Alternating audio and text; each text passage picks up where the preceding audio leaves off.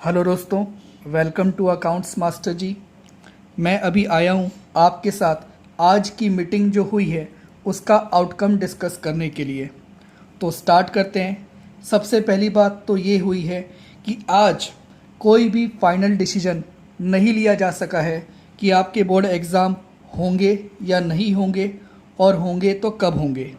Central government ने सारे states को कहा है कि आप 25 मई तक अपना फीडबैक सबमिट करें।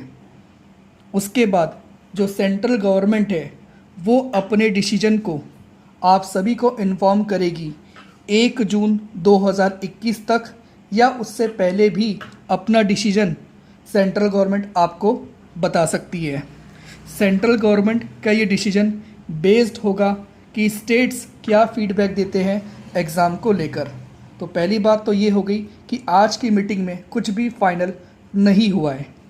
सबसे जो इम्पॉर्टेंट टॉपिक रहा आज की मीटिंग में वो ये था कि सेंट्रल गवर्नमेंट ने या फिर आप कहें सीबीएसई ने सारे स्टेट्स को 2 ऑप्शन दिए हैं आपकी एग्ज़ाम को लेकर। तो ये वन बाय वन हम ऑप्शन डिस्कस करते हैं कि ये ऑप्शन है क्या।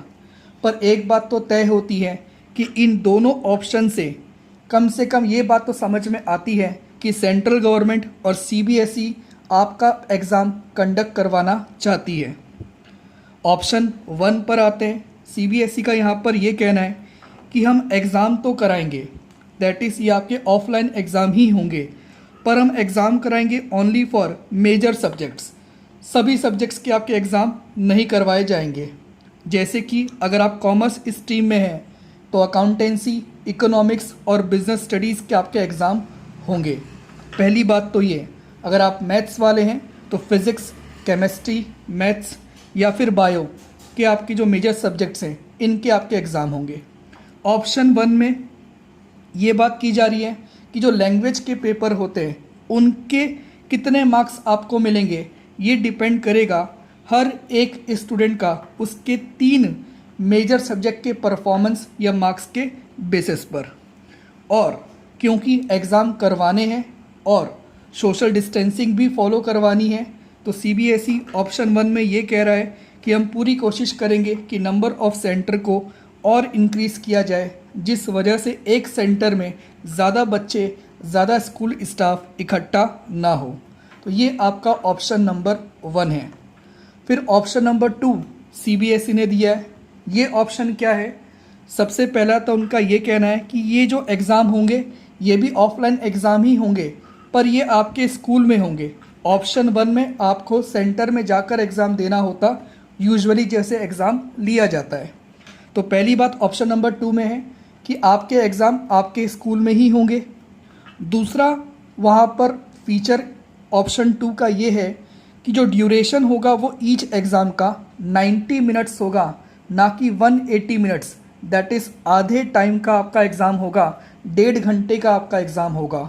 और जो क्वेश्चन पेपर का पैटर्न रहेगा वो मोस्टली बेस्ड होगा आपका MCQ based, multiple choice question based, objective type question based, या फिर 1-2 छोटे शॉर्ट टाइप के क्वेश्चन भी आपसे पूछे जा सकते हैं। दैट इज़ 90 मिनट का पेपर 3 घंटे की जगह, और एमसीक्यू बेस्ड पेपर ये आपका रहेगा। और यहाँ पर स्टूडेंट को ऑप्शन दिया जाएगा कि 4 सब्जेक्ट में से वो किसी 3 सब्जेक्ट के एग्ज़ाम दे सकते हैं। तो सीबीएसई और सेंट्रल गवर्नमेंट ने सारे स्टेट्स को आज की मीटिंग पे 2 ऑप्शन दिए, ऑप्शन 1 और ऑप्शन 2। ऑप्शन 1 में मेन बात बस ये है कि मेजर सब्जेक्ट के एग्ज़ाम होंगे और जैसे एग्ज़ाम होते हैं वैसे ही होंगे, सेंटर में जाकर देना होगा, 3 घंटे का आपका एग्ज़ाम होगा, और जिस सब्जेक्ट के पेपर आपके नहीं होंगे उसके मार्क्स डिपेंड करेंगे आपके मेजर सब्जेक्ट के मार्क्स के बेसिस पर। और ऑप्शन नंबर 2 में कह दिया है कि एग्ज़ाम की जो टाइम है, जो ड्यूरेशन आपको अलाउ होता है आंसर लिखने के लिए, उसको आधा कर दिया गया है और क्वेश्चन पेपर को एमसीक्यू बेस्ड कर दिया गया है। इसमें थोड़ी सी डिटेल पे हम और जाएं तो ऑप्शन 1 को फॉलो करने में कम से कम 3 महीने लग जाएंगे। सबसे पहले आपकी प्री एग्ज़ाम एक्टिविटीज़ होंगी, जैसे कि अभी भी बहुत सारे स्कूलों में आपके प्रैक्टिकल नहीं हो पाए हैं क्योंकि उन सिटीज़ में लॉकडाउन लग गया, जिस वजह से लोकल गवर्नमेंट ने, लोकल अथॉरिटी ने स्कूल को बच्चों को बुलाने के लिए मना कर दिया। तो सबसे पहले जून में कुछ नहीं होने वाला। प्री एग्ज़ाम एक्टिविटीज़ होगी ऑप्शन नंबर 1 में आपका 1 जुलाई से 31 जुलाई तक। उसके बाद आपके एग्ज़ाम कंडक्ट कराए जाएंगे 1 अगस्त से 20 अगस्त के बीच में, और आपका रिज़ल्ट डिक्लेयर किया जा सकेगा सितंबर 20 तक।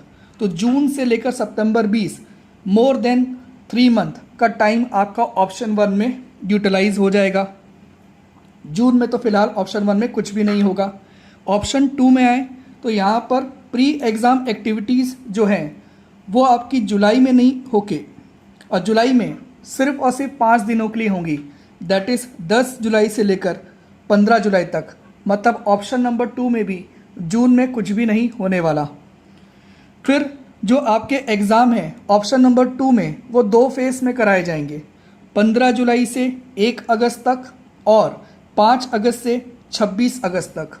और फिर रिज़ल्ट डिक्लेयर किया जाएगा जिसकी टेंटेटिव डेट है आपकी 5 सितंबर।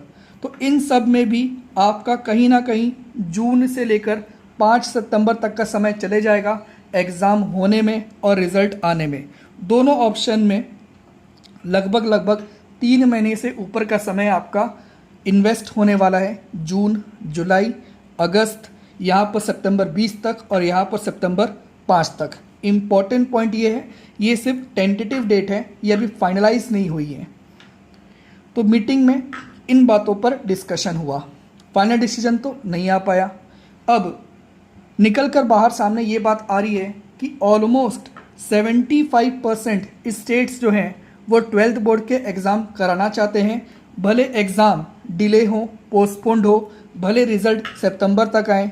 उनका मानना है एग्ज़ाम ज़्यादा इम्पॉर्टेंट है बच्चों के लिए और वो सेफ्टी इंश्योर करके एग्ज़ाम करवाना चाहते हैं। इन 75% स्टेट्स में कौन कौन से स्टेट्स हैं जो एग्ज़ाम करवाना चाहते हैं, जिनका नाम निकल कर सामने आया है? तो केरला है, गोवा है, तमिलनाडु है, कर्नाटका है और उड़ीसा है। ये सभी एग्ज़ाम करवाना चाहते हैं, जबकि दिल्ली और महाराष्ट्र ओपनली कह चुके हैं कि वो एग्ज़ाम कराने के फेवर में नहीं है, ना ही वो ऑप्शन 1 के फेवर में है, ना ही वो ऑप्शन 2 के फेवर में है। बिकॉज दोनों ही केसेस में बच्चे एक्सपोज होंगे वायरस के सामने। दोनों ही केसेस में फिज़िकली बच्चों के एग्ज़ाम लिए जा रहे हैं। दिल्ली के जो आपके डेप्यूटी चीफ मिनिस्टर हैं उन्होंने तो साफ साफ कह दिया है कि जब तक सेंट्रल गवर्नमेंट सारे टीचर्स का, स्टाफ का और बच्चों का वैक्सीनेशन नहीं करवा सकती, तब तक उनको बच्चों के एग्ज़ाम लेने का कोई राइट नहीं है। तो आज की मीटिंग में इतनी ही बात निकल कर सामने आई है कि अब जो भी होगा वो मई 25 के बाद होगा। सबसे पहली बात, क्योंकि स्टेट अपना फीडबैक सबमिट करेंगे और उन फीडबैक के बेसिस पर सेंट्रल गवर्नमेंट डिसाइड करेगी कि एग्ज़ाम लेना है कि नहीं लेना है, और इस बात की जानकारी हमको 1 जून या उससे पहले बता दी जाएगी। पर जिस तरह से डिटेल्ड में हमने डिस्कशन किया है ऑप्शन 1 और ऑप्शन 2 के बारे में, इतनी बात तो समझ में आ रही है कि सेंट्रल गवर्नमेंट और CBSE दोनों ही चाहते हैं कि 12th बोर्ड के एग्ज़ाम आपके हों, और ऑलमोस्ट 75% स्टेट्स भी इसी बात के फेवर में हैं। हाँ, वो ऑप्शन 1 चुनते हैं या ऑप्शन 2 चुनते हैं, ये बात की बात है। अभी तक खुलकर सामने सिर्फ 2 स्टेट गवर्नमेंट आई है जिनका कहना है कि एग्ज़ाम नहीं होने चाहिए किसी भी हालात में। तो हम वेट करते हैं, सबसे पहले स्टेट को अपना फीडबैक देने देते हैं और उसके बाद central government, education ministry, CBSE हमको इन्फॉर्म कर देंगी कि उनका फाइनल डिसीजन क्या है based on feedback of every states. तो उम्मीद है ये सारी बातें आपको प्रॉपर समझ में आई होंगी। सुबह से बच्चों के मैसेज आ रहे थे 11:30 बजे के बाद में कि मीटिंग का आउटकम क्या हो आया, पर मीटिंग काफ़ी लंबी चली और मैं चाह रहा था कि सारे एक्यूरेट फैक्ट ही मैं आपके साथ डिस्कस करूं और शेयर करूं। तो उम्मीद है मेरी बात आपको समझ में आई होगी। तो फ़िलहाल तो हम यही कर सकते हैं कि हमको वेट करना होगा CBSE का, एजुकेशन मिनिस्ट्री का, सेंट्रल गवर्नमेंट का डिसीजन लेने के लिए। तो देखते हैं क्या डिसीजन आता है। उम्मीद है वो जो भी डिसीजन लेंगे, चाहे ऑप्शन 1 की बात हो रही हो या ऑप्शन 2 की बात हो रही हो या फिर ज़्यादा प्रेशर पड़ने पर वो एग्ज़ाम कैंसिल की बात करते हैं। इन सब में वो आपकी, स्टूडेंट्स की, टीचिंग स्टाफ की भी, नॉन टीचिंग स्टाफ की भी सेफ्टी को एश्योर करें 100%। अगर एग्ज़ाम कंडक्ट कराएं तो जब तक सेफ्टी सिक्योरिटी एश्योरेंस नहीं दे सकते हैं तो एग्ज़ाम कंडक्ट नहीं कराना चाहिए। ओके, तो मिलते हैं अगली वीडियो में। तब तक के लिए bye, take care and thanks for watching.